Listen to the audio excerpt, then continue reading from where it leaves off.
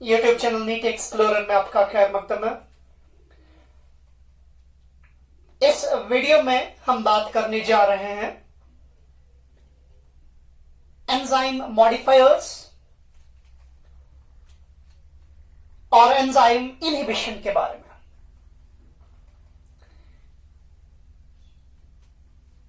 Enzyme modifier हम उस substance को कहेंगे जो एंजाइम की कैटालिसिस को इंक्रीज या डिक्रीज कराएंगे। Those substances which increase or decrease the catalysis of an enzyme are called modifiers of enzymes. These substances can increase the catalysis of an enzyme, so hence these are called positive modifiers. So positive modifiers वो substances हुए जो enzyme की catalysis को increase कराएंगे। They are also called as activators. उनको हम activators नाम देते हैं।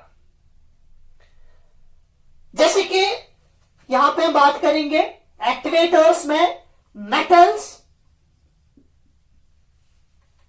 वो अपना रोल प्ले करते हैं। Metals act as activators for the enzymes. These metals can direct participate in catalysis.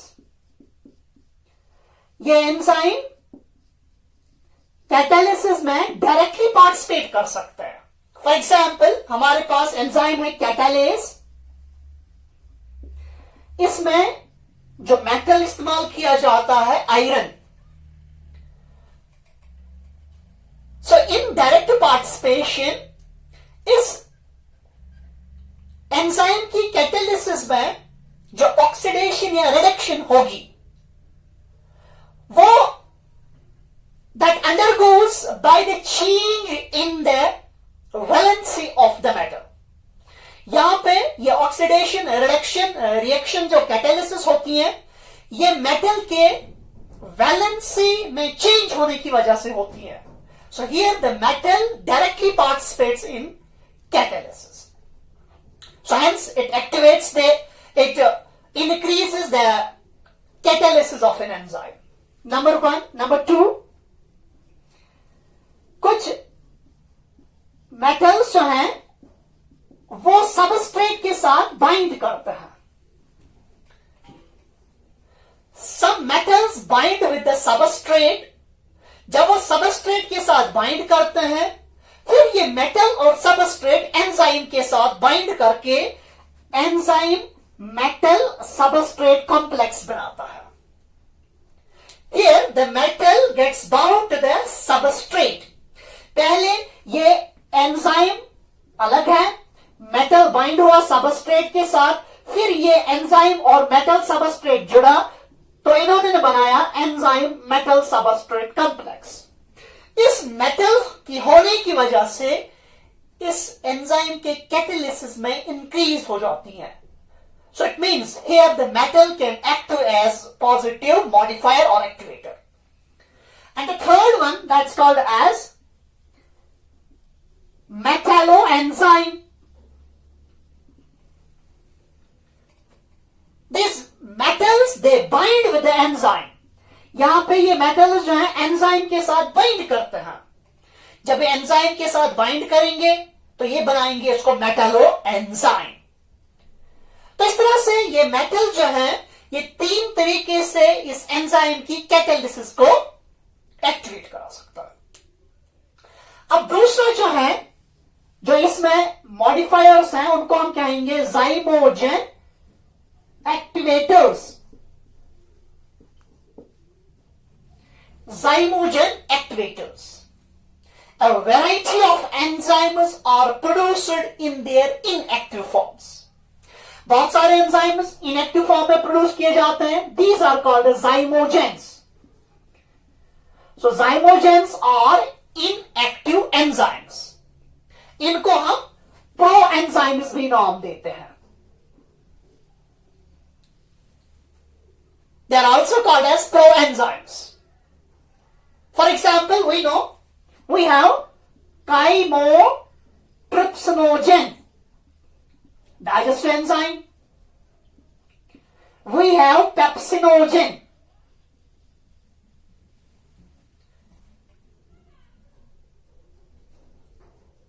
We have prorenin.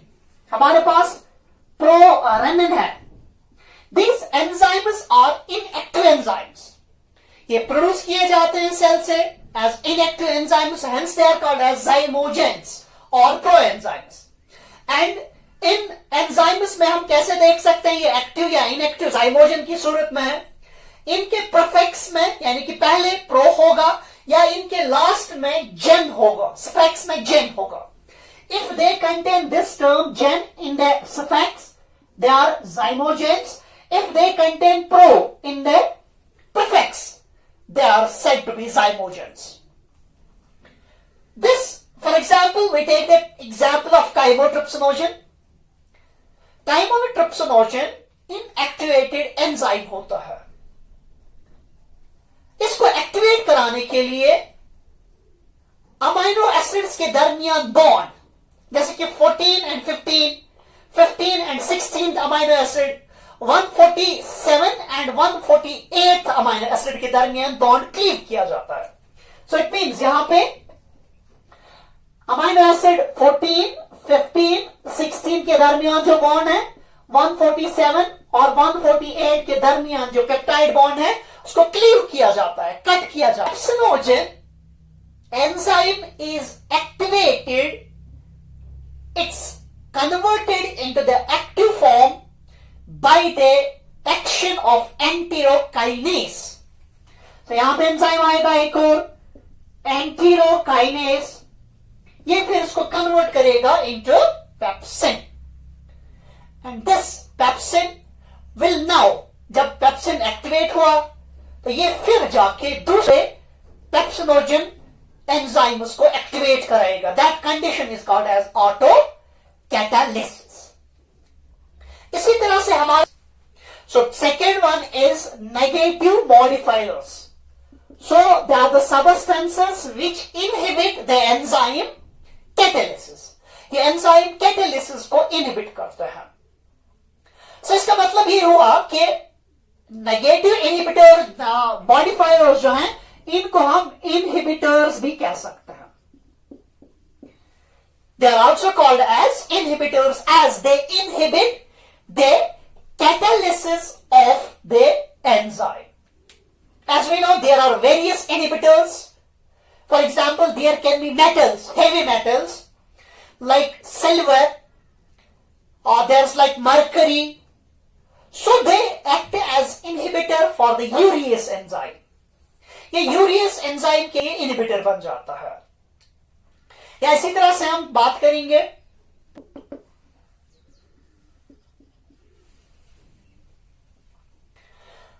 so what is enzyme inhibition? We can say enzyme inhibition is the process by which enzyme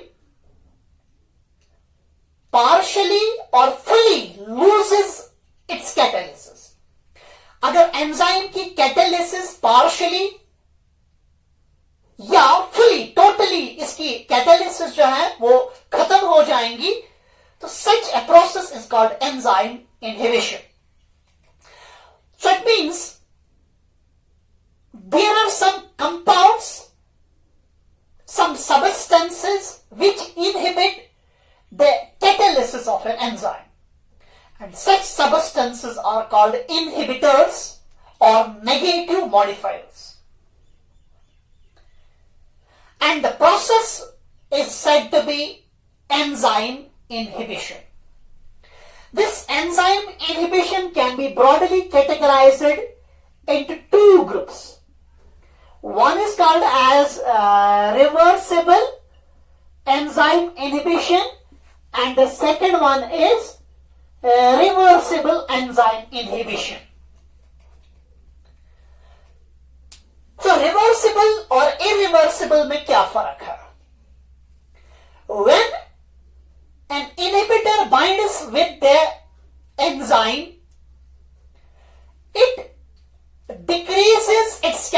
catalysis, ये इसकी catalysis को खत्म कर देता, तो उसको हम कहेंगे inhibitor.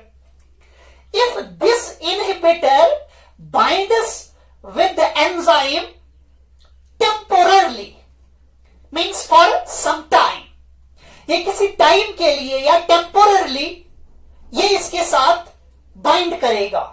It will bind with the enzyme by a reversible covalent bond. ये एंजाइम के साथ रिवर्सिबल कोवलेंट बॉन्ड बनाएगा. So it means this covalent bond can be broken down, the enzyme can be again used for the catalysis.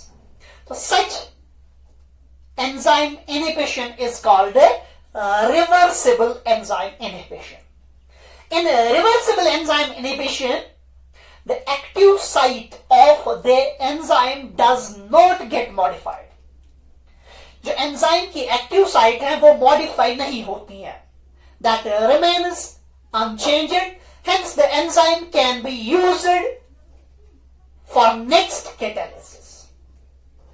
And in case of irreversible enzyme inhibition, in this condition the enzyme and the substrate binds permanently with each other. So it means enzyme जो है, substrate जो है, ये more stronger, more permanently जो है इनके दरमियान covalent और नॉन कोवलेंट बॉन्ड बन सकता है. इस तरह से ये एंजाइम जो है ये अब आगे जाके कभी भी कैटालिसिस नहीं कर सकता है. So it means the enzyme can not be again used for catalysis. So such a catalysis, such an inhibition is called irreversible enzyme inhibition. In irreversible enzyme inhibition, either the inhibitor may get permanently bound to the enzyme, ये enzyme के साथ permanently bound कर सकता है, या ये inhibitor enzyme की active site को डैमेज करेगा. नतीजा ये निकलेगा कि एंजाइम आगे जाके किसी भी सबस्ट्रेट को कैटेलाइज नहीं कर पाएगा. Now we will be discussing reversible enzyme inhibition and its types. So reversible enzyme inhibition, we say it's of three types. Number one is called as competitive inhibition. So first one is competitive inhibition. Competitive inhibition की अगर हम बात करें, here the structure of substrate and the structure of inhibitor is same. So it means अगर ये enzyme है, ये इसकी एक्टिव साइट है, यहां पे ये इनहिबिटर है और ये सबस्ट्रेट है, तो सबस्ट्रेट और इनहिबिटर की स्ट्रक्चर एक जैसी है. So their structure is similar. If their structure is similar, they will compete for the active site. ये दोनों कंपीट करेंगे एक्टिव साइट के साथ. सो नतीजा ये निकलेगा कि यहां पे एक्टिव साइट जो है वो ऑक्यूपाई होगी. If the inhibitor binds here with active site, since the structure is similar, they compete for the active site. So inhibitor if here gets bound, it may form enzyme. Inhibitor binds, it forms enzyme inhibitor complex. ये enzyme inhibitor complex बनाएगा instead of enzyme substrate. So यहां पे ये ऐसा होना चाहिए, enzyme plus substrate बनाना चाहिए enzyme substrate complex. लेकिन यहां पे चूंकि इसके साथ एंजाइम के साथ इनहिबिटर बाइंड हुआ, तो यहां पे इसने बनाया enzyme inhibitor complex. Since the active site is occupied, यहां पे एक्टिव साइट ऑक्यूपाई हुई है, नतीजा ये निकलेगा कि सबस्ट्रेट यहां पे बाइंड नहीं करेगा. यहां पे इस कॉम्पिटिटिव इनहिबिशन की एक और बात हम करें, अगर हम यहां पे ग्राफ प्लॉट करें, velocity concentration, if we plot a graph between the velocity or the rate of the reaction and the substrate concentration, we see we obtain a graph like this. हम obtain करते हैं graph ये, and the maximum level of velocity it's called as Vmax. अब किस substrate concentration पे ये Vmax जो है वो हाफ होगा. So Vmax divide by 2. Vmax half किस सबस्ट्रेट कंसंट्रेशन पे होगा, that is called as Km. So this point is called as the Km, Michaelis-Menten constant. This Michaelis-Menten constant gives us an idea about the affinity of an enzyme towards the substrate. Since यहां पे जब enzyme inhibitor complex बना, जो graph हमें enzyme और substrate के दरमियान आना चाहिए था, यहां पे इस ग्राफ में थोड़ी सी चेंज आ जाएगी. यहां पे अगर हम देखें इस ग्राफ में, अगर हम एंजाइम इनहिबिटर के बारे में यहां पे प्लॉट करेंगे, यहां पे Vmax जो है वो सेम रहेगा. Vmax will remain same, but Km will increase. ये Km जो है Michaelis-Menten constant जो है it will increase. So increase करेगा. So it will increase. So यहां पे increase करेगा. So we can see, for example, if we take this competitive inhibition, if there is methanol poisoning, we can simply say this enzyme inhibitor complex, when formed, since this is reversible, so this inhibitor may get removed. But we can simply say if we increase the concentration of the substrate, अगर हम substrate की concentration को increase कराएंगे, the affinity of an enzyme towards the substrate will increase. So provided अगर inhibitor भी है, यहां पे हमारे पास substrate भी है, अगर substrate की concentration को हम increase कराएंगे, तो फिर एंजाइम की ज्यादा एफिनिटी बढ़ेगी towards the substrate. For example, if methanol poisoning occurs, अगर मेथनॉल पॉइजनिंग होती है, this methanol gets converted into formaldehyde. ये फॉर्मल्डिहाइड में कन्वर्ट होता है by an enzyme alcohol dehydrogenase. Alcohol dehydrogenase converts methanol into formaldehyde. If this methanol enters into the body, then we can prevent this formation of formaldehyde by making use of ethanol. हम यहां पे ethanol का इस्तेमाल कर सकते हैं इस formaldehyde को इनहिबिट करने के लिए. Since the ethanol and the methanol have same structures, so there structure is resembling. Hence when the ethanol concentration is increased, the enzyme binds with the ethanol and hence may prevent methanol poisoning. Let's take the example. If methanol enters the body, it may cause methanol poisoning. This methanol is converted into formaldehyde by an enzyme alcohol dehydrogenase. But if we increase the concentration of ethanol, so नतीजा ये निकलेगा कि methanol poisoning से यहां पे बचा जा सकता है by this competitive inhibition. Here, the methanol and the ethanol, they have similar structure as compared to the active site of an enzyme. So when we increase the concentration of ethanol, ethanol binds more rapidly to the enzyme as compared to ethanol. we can simply say such a process is called as competitive enzyme inhibition. Here the enzyme has the active site and the substrate and inhibitor competes for the active site of the enzyme. So hence it's called as competitive inhibition. The second one, that's called as non-competitive. The second one is non-competitive enzyme inhibition. It is also called as mixed inhibition. इसको हम mixed inhibition भी कह सकते हैं. इस condition में inhibitor जो है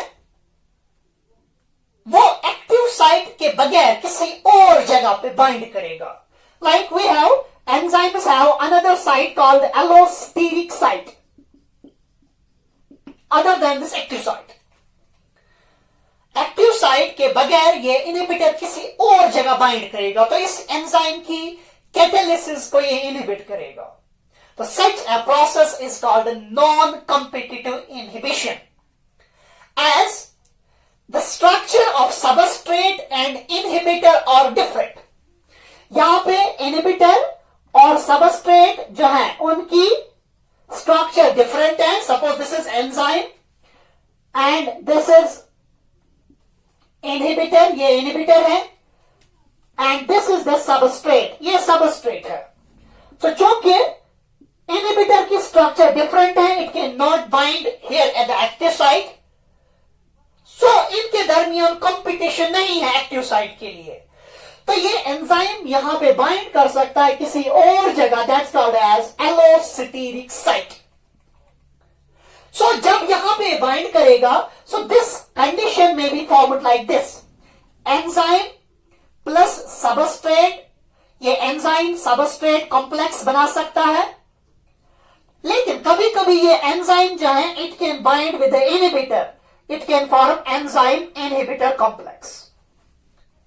चूंकि यहां पे एक्टिव साइट फ्री है, this substrate can form and it can form enzyme substrate complex, but the inhibitor binds here.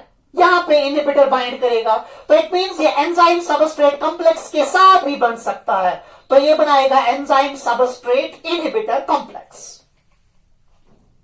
Such an inhibition is called a non-competitive inhibition. This non-competitive inhibition is not removed by the increase in substrate concentration. यहां पे substrate concentration को अगर हम increase करेंगे तो ये non competitive inhibition reverse नहीं होगी. एज एक्टिव साइट पे सबस्ट्रेट बाइंड करता है, इनहिबिटर किसी और जगह पे बाइंड करेगा, तो it means it can not be removed reversed by changing या increasing the concentration of substrate. For example we can simply say, यहां पे क्या अगर हम बात करें, यहां पे Vmax जो है वो चेंज होगा, बट Km जो है वो कांस्टेंट रहेगा. Km में कोई चेंज नहीं होगी in this condition, Km remains constant, इसमें कोई चेंज नहीं आएगी, but Vmax it decreases.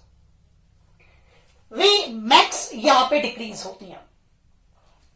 For example we से हमारे पास एंजाइम है that's called as urease. Urease enzyme जो है इसके लिए इनहिबिटर है, जैसे कि सिल्वर है, मरकरी है. These are inhibitors of the enzyme urease. Actually these enzymes, these inhibitors, they form mercaptides. ये इनहिबिटर्स जो हैं, जैसे कि सिल्वर की मैंने बात की, मरकरी की मैंने बात की. So these inhibitors, they bind with their sulfhydryl group. ये sulfhydryl group जो एंजाइम में है, अमाइनो एसिड्स में सल्फर ग्रुप होगा, ये उनके साथ बाइंड करके मर्कापेप्टाइड्स बना देते हैं. तो जब ये मर्कापेप्टाइड्स बने, नतीजा ये निकलता है कि इसकी वजह से एंजाइम की कैटालिसिस वो इनहिबिट हो जाती है. So it means the competitive non-competitive inhibition can be caused by the use of some heavy metals. And the last one is uncompetitive inhibition. The last one जो है इसमें वो है uncompetitive.